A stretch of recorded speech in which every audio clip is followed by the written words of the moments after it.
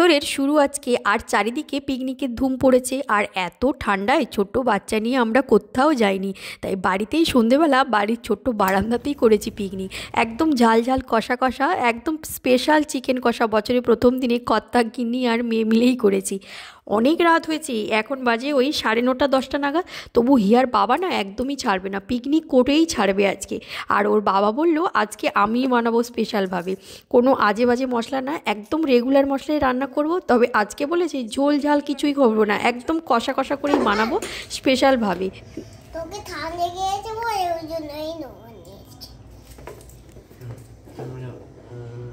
ইচ্ছে ছিল একটা গোটা মুরগি নিয়ে এসে কেটে রান্না করি, আবার আমার বাড়িতে এরকম মুরগি কাটলে কেউই খেতে পারে না একদম। আর আজকে এই বারান্দাতে বসে রান্না করছি, এত ঠান্ডা হাওয়া দিচ্ছে। আর আজকে এত পরিমাণে ঠান্ডা, হিয়ার আর আমার দুজনেরই ভীষণ শরীর খারাপ। তবে হিয়ার বাবা আবার পিকনিক করেই ছাড়বে আজকে। এই সব পিকনিক টিকনিক ওর বাবার ভীষণ পছন্দ। আজকে সব কিছুই হিয়ার বাবাই সুন্দর করে কেটেছে, আর আমাকে শুধু একটু দায়িত্ব দিয়েছে আদা রসুনটাকে তুমি একটু ভালো করে গ্রেট করে দিও। আমি আবার আজকে বলেছি তুমি একটু স্পেশাল করে চিকেন বানিয়ে। তো ও আবার বলছে স্পেশাল যাই না, তবে যেটা বানিয়ে দেবো সেটা একদম স্পেশালের থেকে অনেক কিছু। এটা তো চিকেন এনেছে বাবা।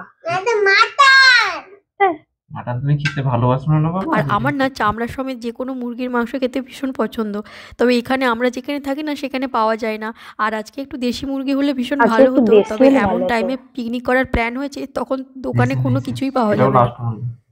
তো আমাদের দুজনেরই শরীর খারাপ, আমার আর হিয়ার, তাই জন্য মানে আমাদের পিকনিকের কোনো প্ল্যানই ছিল না। হিয়ার বাবার একটু মানে এইসব পিকনিক টিকনিক পছন্দ বলে ওর 8:30 9টার সময় গিয়ে মাংস নিয়ে এসছে, একদম লাস্ট যেটা মুরগি কেটে পড়েছিল সেইটাকেই নিয়ে এসছে। তো খুব একটা ভালো চিকেন পাইনি আজকে। তো মোটামুটি সব কিছু চিকেনগুলোকে ধোয়া হয়ে গেছে খুব ভালো করে, এবার চিকেনে সব কিছু মাখিয়ে দিয়েছে।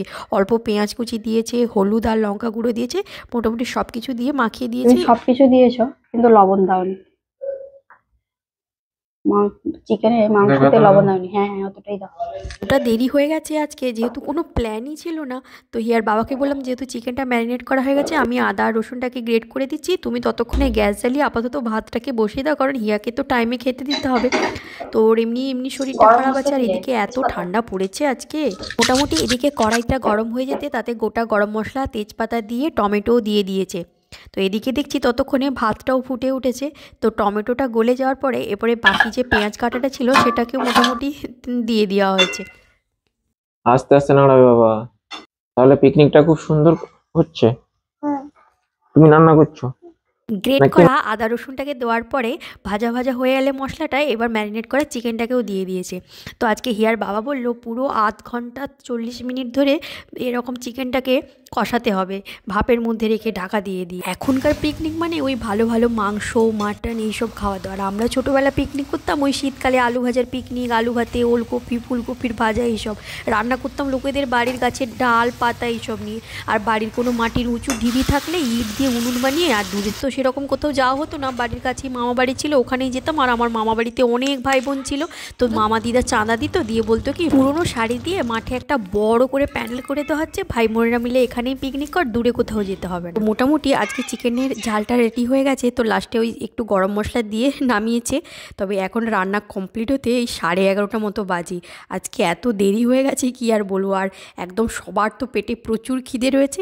একদম গরম গরম চিকেনের ঝাল ঝাল কষা কষা চিকেন দারুণ টেস্টি হয়েছে, সত্যি অপূর্ব রান্না করেছি আজকে। একদম পেটে খিদে ছিল, দারুণ টেস্টি হয়েছে আজকে রান্নাটা।